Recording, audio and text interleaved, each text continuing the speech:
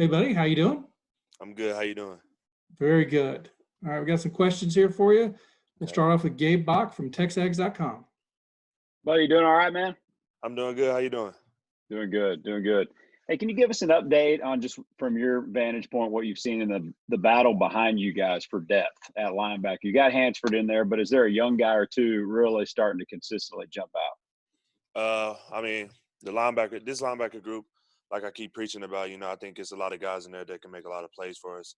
I think Andre White, he's been stepping up a lot. Y'all might have seen little flashes of him last season, but I think he's really stepping up.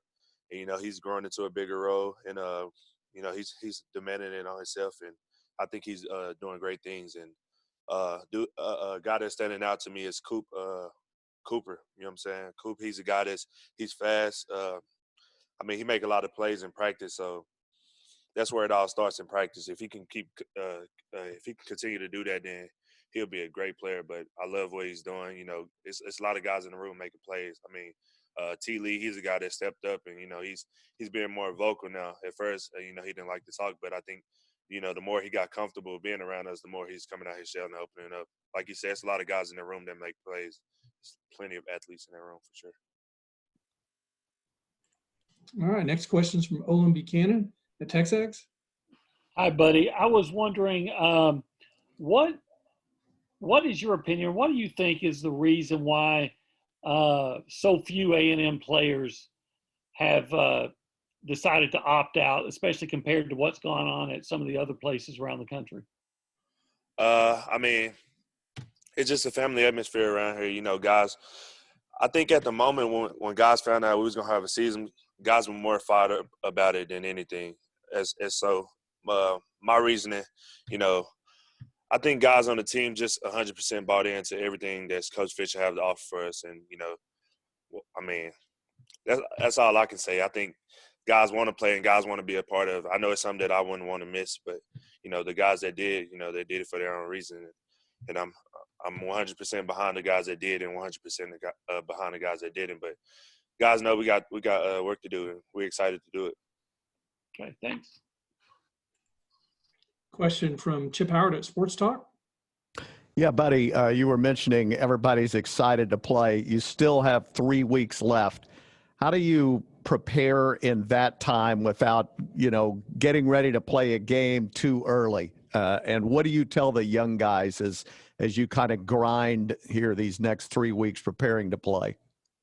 Just being consistent in practice, and not overthinking things. Just going in day by day and just handling the day, just sticking with the main thing, keeping the main thing the main thing. The main thing right now is fall camp and practice every day. So going in, worrying about today, what we have today. We're not worried about tomorrow. We're not thinking about our off days. We're not thinking about any of that. When our off day get here, we'll be worried about that like today. But, it's just fun for guys. And, I think the younger guys are starting to understand what Coach Fisher is actually asking for us. And, guys are stepping up and, being responsible. It's just all about maturing. But I think that, just being out there and having fun, and guys are excited. Thank you. Next question is from John Wilson at KBTX. Hi, buddy. I'm good. How you doing? I'm good, thanks. I was curious how excited you guys are for this first scrimmage, just to get out there and have a game-like atmosphere, and then what as players you hope to get out of this scrimmage. I'm sure guys will be excited to get out there. It's been a long time since, guys got to tackle someone it's been a long time. But guys I'm excited about is, I always preach about Anaya Smith every time I get up here. He's a guy that just continue to stand out for me. Like I was mentioning earlier, Coop, I think he'll make some big plays. T. Lee, I'm excited to see him. I'm excited to see EY too. I think that he's stepping up to and making a lot of plays for us in the secondary, and he's playing the nickel position for us. But that's the hardest position on the field, and I think that just him, I'm excited to see him and see what he has to offer for us. All right, we have back-to-back questions from KAGS. We'll go with Mike Lucas first, and then Justin Woodard. Hey, buddy, how much confidence do you have in Jaden Peavy stepping up and filling that role for Matt Abike left behind, and just how nice is it playing behind a guy like that who can eat up blockers left and right? Jaden Peavy, I can tell you, he's gonna know his assignments and he's gonna play fast and he's gonna give consistent effort. And that's a guy that you would want to play behind. I mean, like I say, I always preach about my D line. I love my D line and what they have to offer. Those guys, like I say, like I come up here and say every time, those guys are the reason why us linebackers make the plays, because those guys doing their job and it's just making it easier for us. So when I can get up here and brag on one of my D line, I'm all for it. So I mean, Jaden Peavy, he's a great guy. Great kid on the field, most importantly off the field. He's a fun guy to be around. I'm excited to play with him. Next question is from Justin Woodard, then we'll go to Travis Brown. Hey, buddy, I know you all try to make every game the same and treat it the same, but obviously to get where you ultimately want to go, take down Bama and Auburn and Florida this year, what gives you confidence that this is the group, buddy, to win those so-called big games? I know you've won some in the past. Kentucky and LSU in 2018 come to mind, but what gives you hope and confidence that this team can win those big games this year? Our practice habits, the way we practice, the way we go out and prepare.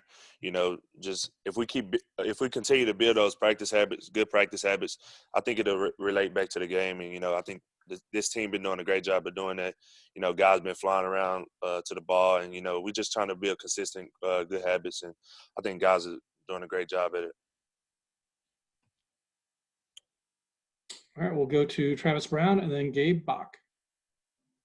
Hey, buddy. I know Coach Fisher earlier said that y'all done a really good job of not many people getting the virus. What have y'all done as a team to make sure that y'all have all stayed healthy and stayed out of having been quarantined? And kind of what does that look like in communication and talking? And what does that actually look like physically that y'all have been so successful in that?